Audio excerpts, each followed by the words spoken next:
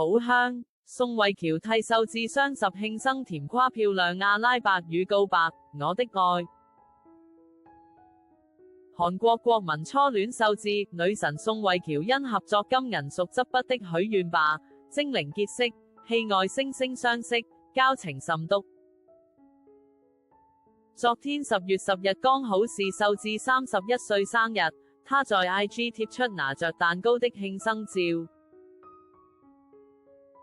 嘟起小嘴隔空親吻，開心表示與金妮雅、宋慧喬角色姐姐。宋慧喬則填回 Love you 愛你以戲裏常用的阿拉伯語，在 IG 限動留下 Habibi 阿拉伯語我的愛告白，足見深厚的姐妹情。秀智去年請宋慧喬吃生日大餐，相差13歲的忘年之交傳為佳話，今年換成宋慧喬幫秀智慶生。宋慧喬在限動上傳秀智捧着蛋糕許願的模樣，大讚其家型秀智角色名，你今天很漂亮，應景標籤劇名許願吧，精靈。秀智轉貼後，加上與金妮雅姐姐，由於首爾下起雨，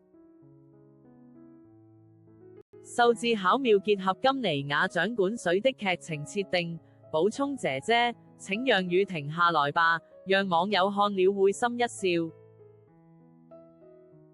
二大女神在 Netflix 許願吧，精靈同台飆戲，宋慧喬獻出道27年首次客串。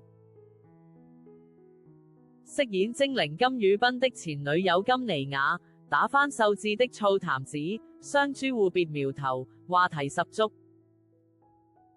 當時劇組拉拔到杜拜拍攝，秀智受訪時笑說，慧喬前輩還以宋慧喬的模樣登場，我覺得這個設定很有巧思又逗趣。